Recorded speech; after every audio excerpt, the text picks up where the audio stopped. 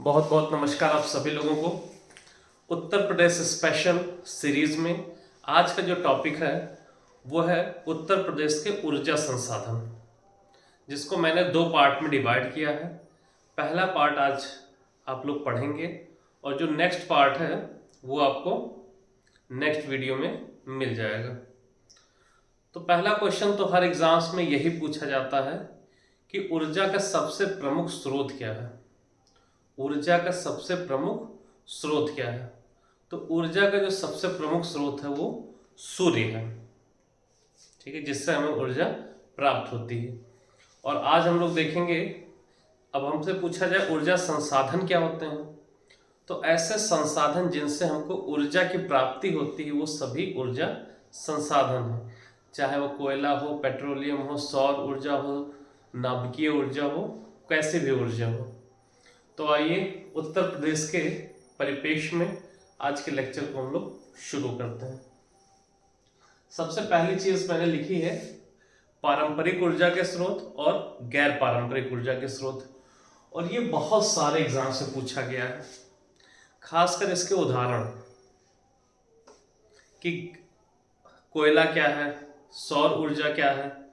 मुझे याद है लास्ट ईयर पीसीएस 2022 का शायद क्वेश्चन है कि निम्नलिखित में से कौन सा ऊर्जा का गैर परंपरागत स्रोत है, और जो उसका सही आंसर था वो सूर्य था, या सौर ऊर्जा जिसको कह सकते हैं। तो हमें थोड़ी सी ये जानकारी लेनी होगी कि कौन से ऊर्जा के पारंपरिक स्रोत हैं और कौन से गैर पारंपरिक हैं, ठीक है। तो पारंपरिक ऊर्जा के स्रोत वो सभी हैं जो हम लोग कई दिनों से यूज करते आए हैं, जिनसे हम लोग ऊर्जा की प्राप्ति करते हैं कई दिनों से। वो खासकर अगर एक शब्द में कहना चाहूं तो जीवाश्म ईंधन। जीवाश्म ईंधन मतलब कोयला और पेट्रोलियम, ये सब हमारे परंपरागत है, जिनकी एक परंपरा चली आ रही है ऊर्जा को प्राप्त करने के लिए। और गैर परंपरागत ऐसे हैं जिसमें पोटेंशियल है, जिसमें क्षमता है ऊर्जा उत्पत्ति की, पर अभी हम लोग उतनी ऊर्जा उससे नहीं निकाल पा रहे हैं, उतनी ऊर्जा नहीं यूज कर पा रहे हैं, तो वो सारी गैर परंपरागत है। जैसे सौर ऊर्जा हो गई, आजकल तो देखिए थोड़ा सा ट्रेंड बढ़ा है सौर ऊर्जा का। पवन ऊर्जा, जैव ऊर्जा और भूतापीय ऊर्जा, ये भूताप ऊर्जा हो गई या भूतापीय ऊर्जा। तो ये सारे एग्जाम्पल हमारे गैर परंपरागत और ऊपर वाले परंपरागत। इसके साथ ही साथ मैं बता दूं, ऊर्जा के कुछ नवीकरणीय स्रोत होते हैं और कुछ अनवीकरणीय स्रोत होते हैं। नवीकरणीय स्रोत वो होते हैं जिनका नवीकरण या जिनका रीयूज संभव है, जैसे जल हो गया, सौर ऊर्जा हो गई, जिनका नवीनीकरण हम लोग कर सकते हैं। और अनवीनीकरण ऊर्जा के स्रोत वो सभी हो गए जो हमारे परंपरागत हैं, जिनकी फिर नवीनीकरण संभव नहीं है, करोड़ों साल लग जाते हैं उनके नवीनीकरण में, जैसे कोयला और पेट्रोलियम। ये अनवीकरणीय ऊर्जा स्रोत हैं, और नवीकरणीय में वो जल ऊर्जा, सौर ऊर्जा, वो सारी चीजें आ जाएंगी। इसके बाद मैंने यूपी में राज्य विद्युत परिषद का गठन कब हुआ, वेरी वेरी इंपॉर्टेंट। यूपी में राज्य विद्युत परिषद, विद्युत के लिए एक परिषद का गठन कब हुआ, तो 1959। ये सन आपके लिए इंपॉर्टेंट है। उत्तर प्रदेश में राज्य विद्युत परिषद का गठन 1959 में हुआ। इसके बाद देखिए विद्युत सुधार अधिनियम आया। विद्युत सुधार अधिनियम 1999 और 2000 में। 99 में पूरी तरीके से उसको पारित कर दिया गया था, पर 2000 से उसको लागू किया गया था। तो विद्युत सुधार अधिनियम 1999 से 2000 और राज्य विद्युत परिषद का गठन 1959। तो विद्युत में ये दो सन आपके लिए थोड़ा सा ज्यादा इंपॉर्टेंट है, जिसको मैंने मेंशन कर दिया। और इस विद्युत सुधार अधिनियम में जो हमारी विद्युत थी उसको 3 भागों में डिवाइड कर दिया गया, बांट दिया गया। 3 भागों में या 3 निगम में आप उनको कह सकते हैं। पहला जो था उत्तर प्रदेश विद्युत उत्पादन निगम लिमिटेड, उत्तर प्रदेश विद्युत उत्पादन निगम लिमिटेड, और ये मेनली ताप विद्युत उत्पादन करता था। जहां पे ताप आए तो आप सपोज करिएगा या समझ जाएगा वो कोयला आधारित है। जहां पर भी ताप आएगा तो आप समझ जाइए वो कोयला आधारित विद्युत संयंत्र है। और फिर दूसरा देखिए, एक तो कोयला आधारित हो गया सबसे ऊपर ताप विद्युत, और एक जल विद्युत उत्पादन निगम लिमिटेड। तो एक कोयला या ताप आधारित और दूसरा जल विद्युत, और तीसरा जो था वो पावर कॉर्पोरेशन था, मेनली वितरण के लिए और विद्युत प्रदाय, मतलब जो हमारा विद्युत का वितरण होगा, डिस्ट्रीब्यूशन होगा, उसके लिए तीसरे निगम की स्थापना की गई। तो मेनली ये 3 निगम थे, जिसमें उत्तर प्रदेश विद्युत उत्पादन निगम लिमिटेड, जल विद्युत उत्पादन निगम लिमिटेड और लास्ट में पावर कॉर्पोरेशन निगम लिमिटेड। इसके बाद हम लोग देखते हैं, आज जो हम लोग देखेंगे उसमें मेनली हम लोग ताप विद्युत उत्पादन देखेंगे पूरे लेक्चर में, क्योंकि जो दूसरा पार्ट होगा उसमें हम लोग जल विद्युत का पूरा देखेंगे, कहाँ कहाँ पर बांध बनाए गए, कहाँ से जल विद्युत उत्पन्न की जा रही है उत्तर प्रदेश में। तो आज का लेक्चर जो होगा वो पूरी तरीके से ताप विद्युत उत्पादन पर होगा। देखिए, उत्तर प्रदेश में विद्युत उत्पादन केंद्र कहाँ कहाँ पर है, ठीक है। तो ये मैंने एक लिस्ट बना के रखी हुई है जो हमारे ताप विद्युत केंद्र हैं, और इसको मेनली 3 भागों में बांटा गया है, जहां मैंने जैसे ऊपर भागा था, एक तो ताप विद्युत केंद्र जो ऊपर भी लिखा है, जल विद्युत केंद्र, और ये वितरण वाला नहीं है, तीसरा क्या है, नाभिकीय विद्युत केंद्र। तो ये 3 तरीकों से उत्तर प्रदेश में विद्युत का उत्पादन होता है। 3 तरीके कौन सा होगा, एक कोयला से, एक जल से और एक नाभिकीय ऊर्जा से विद्युत को उत्पन्न किया जाता है उत्तर प्रदेश में। अब आइए देखते हैं जो हमारे ताप विद्युत केंद्र है। इसमें पहला हरदुआगंज ताप विद्युत केंद्र। देखिए, हरदुआगंज ताप विद्युत केंद्र सबसे ज्यादा इंपॉर्टेंट है उत्तर प्रदेश के परिप्रेक्ष्य में। रीजन क्या है, ये सबसे पुराना है, सबसे पुराना है। 1942 में ये स्थापित हुआ था।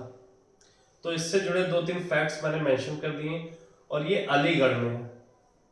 हरदुआगंज ताप विद्युत केंद्र कहाँ है, अलीगढ़ में है। 1967 में रूस के सहयोग से इसका पुनरुद्धार किया गया था, पुनरुद्धार या जीर्णोद्धार किया गया था रूस के सहयोग से 1967 में। अब देखिए, हर चीज को याद करने के लिए हम लोग को थोड़ा सा लिंक बैठाना होगा। हरदुआगंज में दुआ लगा हुआ है। दुआ आप समझ रहे होंगे, हम लोग अल्लाह से दुआ करते हैं, ईश्वर से दुआ करते हैं। तो दुआ मेनली कौन करता है, अली। कोई अली होगा, अली बंधु का भी आपने नाम सुना होगा इतिहास में। तो अली क्या करेगा, दुआ करेगा। तो जैसे हरदुआगंज आएगा, दुआ कौन करेगा, अली। रिलेट कर लीजिएगा अलीगढ़, क्योंकि उत्तर प्रदेश में है तो अलीगढ़ ही एक नाम आपके दिमाग में आएगा। इसके बाद परीक्षा ताप विद्युत केंद्र, बहुत बार एग्जाम्स में पूछा गया है, परीक्षा ताप विद्युत केंद्र। देखिए, जो परीक्षा होती है और जिसकी तैयारी बहुत अच्छी नहीं होती, वो परीक्षा में हमेशा झांसा देना चाहता है लोगों को, किसी तरीके से नकल कर लें, कुछ ऐसे डिवाइस लगा लें, कुछ कहीं से पेपर मिल जाए। मतलब जहाँ परीक्षा होती है वहाँ झांसा जरूर देने की बच्चे सोचते हैं।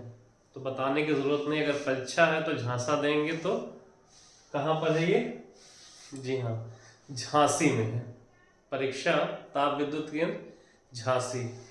तो आप परीक्षा और झांसा को रिलेट कर लीजिएगा। इसके बाद ओबरा। देखिए, ओबरा भी बहुत इंपॉर्टेंट है। इवन मैं कह सकता हूँ कि लगभग सारे ही इंपॉर्टेंट है जो एग्जाम से पूछे गए हैं। ओबरा जो हमारा है वो सोनभद्र में है। ओबरा ताप विद्युत केंद्र हमारा कहाँ है, सोनभद्र में। इससे 2-3 क्वेश्चन पूछे जाते हैं। पहला, ओबरा को जो कोयला मिलता है वो कहाँ से मिलता है, जो कोयले की आपूर्ति होती है वो कहाँ से होती है।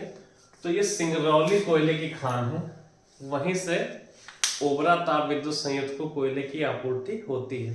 और कई बार तो ये भी पूछ लेता है सिंगरौली कोयले की खान किस जनपद में है। तो चाहे सिंगरौली पूछे चाहे ओबरा पूछे, दोनों सोनभद्र। देखिए, ओबरा को हम लोग पढ़ेंगे वो वरा, वरा मतलब वरी, मतलब आप समझ लोगे चिंता। तो ओबरा को हमको पढ़ना है वो वरा। तो वो वरी क्यों होगा, क्योंकि उसका सोना खो गया है। वो वरा या वो वरी क्यों, क्योंकि उसका सोना खो गया है। और इसको कोयले की आपूर्ति कहाँ से होती है, सिंगरौली कोयले की खान से। इसके बाद देखते हैं जल की आपूर्ति कहाँ से होती है। तो जल की आपूर्ति जो है वो रिहंद नदी से होती है। आपको पता है कि रिहंद बांध भी है सोनभद्र में, और उस जलाशय के पीछे गोविंद बल्लभ पंत सागर सबसे बड़ा झील भी है, कृत्रिम झील है। इसके बाद देखिए 1971 में यूएसएसआर के सहयोग से इसको बनाया गया था। ये जो ओबरा था ये किसके सहयोग से बना है, इस पर भी थोड़ा सा आप लोग ध्यान दीजिएगा। सोवियत रूस के सहयोग से ओबरा को बनाया गया था। ठीक है, इसके बाद अनपरा ए और अनपरा डी एक साथ पढ़ेंगे। अनपरा ए ताप विद्युत केंद्र और अनपरा डी दोनों कहां पर है, सोनभद्र में। देखिए अनपरा को हम लोग पढ़ लेंगे अनपढ़ से, अनपढ़ा ऐसे पढ़ लेंगे, अनपढ़ा को अनपढ़ा पढ़ लेंगे। तो कोई अगर अनपढ़ा व्यक्ति है तो उसके ऊपर भद्रा लग जाती है, मतलब उसके दिन सही नहीं चलेंगे। अगर व्यक्ति क्या है, पढ़ा लिखा नहीं है, अनपढ़ा है, तो दोनों सोनभद्र में हो जाएगा, उसके ऊपर भद्रा लग जाएगी। और जापान, जो अनपढ़ लोग होते हैं वो क्या खाते हैं, ये तो मैं नहीं कह सकता, फिर भी याद करने के लिए एक ट्रिक है। जो ज्यादा पढ़े लिखे नहीं होंगे वो पान गुटखा मसाला ऐसी चीजों का सेवन करेंगे। तो अनपढ़ा किसके सहयोग से बना था, जापान, चाहे वो अनपढ़ा ए हो चाहे अनपढ़ा डी हो। इसके बाद मोस्ट इंपॉर्टेंट आ जाता है मेजा ताप विद्युत संयंत्र, और ये कहां पर है, प्रयागराज।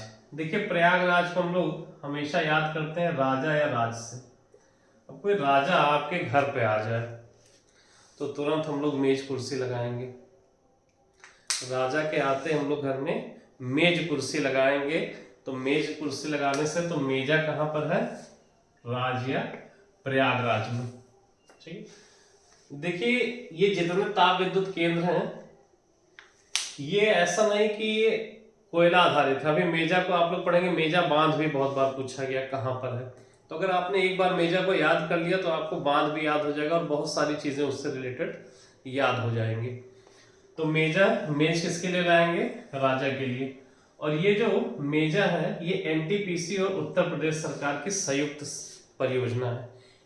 ये जो एनटीपीसी है, नेशनल थर्मल पावर कॉर्पोरेशन, और उत्तर प्रदेश की एक संयुक्त योजना के तहत बनाया गया है मेजा को। इसके बाद लास्ट देखते हैं घाटमपुर परियोजना। तो घाटमपुर कहां पर है, कानपुर। देखिए यहाँ भी पुल लगा है तो यार यहाँ भी पुल लगा है, तो उसको भी आप लोग रिलेट कर सकते हैं। और स्पेशली कानपुर नगर जो जनपद है उसके रामाबाई नगर में ये घाटमपुर परियोजना चलाई जा रही है। तो घाटमपुर पुल लगा है तो कानपुर। इसके बाद देखिए एनटीपीसी के कुछ गैस आधारित संयंत्र यूपी में लगे हैं और कुछ कोयला आधारित। तो मैंने यहां लिखा टोटल एनटीपीसी के 7 ताप विद्युत संयंत्र लगे हुए हैं, जिसमें 3 गैस आधारित है और 4 कोयला आधारित। तो मैंने यहाँ पर गैस आधारित लिखा है क्योंकि कई एग्जाम से पूछ लेता है कि आंवला ताप विद्युत संयंत्र गैस आधारित है या ताप आधारित है और कहां पर है। तो दोनों चीज हम लोग देख लेते हैं। ये तीनों जो है वो गैस आधारित है। तो आंवला ताप विद्युत कहां पर है, बरेली में। अक्सर बच्चे इसको प्रतापगढ़ लगा देते हैं और ऑप्शन में भी दे देता है। तो आंवला वो खाने वाला आंवला से रिलेट मत करिएगा, आंवला एक जगह का नाम है बरेली में। तो आंवला ताप कहां पर है, बरेली। औरैया में भी है, और दादरी जो है वो गौतम बुद्ध नगर। ठीक है, तो ये तीनों गैस आधारित संयंत्र हैं। इसके बाद कुछ निजी क्षेत्र के ताप विद्युत संयंत्र हैं जो प्राइवेट हैं या निजी क्षेत्र के हैं। तो उसमें ये तीनों हैं आपके रोजा, और रोजा कहाँ है, शाहजहांपुर। देखिए इसको भी रिलेट कर सकते हैं आपके रोजा से हम लोग रिलेट करेंगे रोज हम लोग किसके घर जाते हैं, ये किसके यहाँ हाजिरी लगानी पड़ती है, जो भी वहां का शाहजहां होता है या शहंशाह होता है, तो रोज हमें उसके घर पर हाजिरी लगानी पड़ती है। आपने देखा होगा कि जो भी हमारे लोकल स्तर पर मंत्री विधायक होते हैं तो रोज वहां पर हाजिरी लगाने लोग जाते हैं, क्योंकि उनके जो शाहजहां हैं, उनके जो शहंशाह हैं, वही मंत्री विधायक हैं। तो रोजा जो है वो शाहजहांपुर में है, और ये आदित्य बिरला ग्रुप की थी पहले, जबकि रिलायंस ने इसको टेक ओवर कर लिया है। तो फिलहाल रोजा जो है वो रिलायंस की है। 12 ताप, 12 है प्रयागराज में, जो कि जेपी समूह की ताप विद्युत संयंत्र है। और लास्ट में ललितपुर ताप विद्युत संयंत्र, जो कि ललितपुर में ही है और बजाज ग्रुप का है। ठीक है, 12 भी हम लोग रिलेट कर लेंगे कि बार बार किसके यहाँ जाते हैं हम लोग, राजा के यहाँ जाते हैं। रोज शहंशाह के यहाँ, बार बार राजा के यहाँ। ठीक है, और ये जेपी ग्रुप समूह की है और ललितपुर जो है वो बजाज वालों का। तो मुझे उम्मीद है कि उत्तर प्रदेश के जो भी ऊर्जा संसाधन या ताप विद्युत संयंत्र थे उस पर आपकी एक समझ जरूर बनी होगी। अगर क्वेश्चंस घुमा फिरा के भी पूछेगा तो अगर आपने इस लेक्चर को 2-3 बार देखा है तो निश्चित रूप से आप प्रश्न को हल कर ले जाएंगे। चाहे वो आपसे परंपरागत ऊर्जा के स्रोत पूछे, चाहे गैर परंपरागत स्रोत पूछे, अदरवाइज कौन सा ताप विद्युत संयंत्र किसके सहयोग से बना है, कब बना है, सबसे पुराना कौन सा है। ठीक है, ये सारे प्रश्नों का उत्तर आप लोग कर पाएंगे। तो एक बार बस मैं मेन चीजें आपको डिस्कस करा देता हूँ।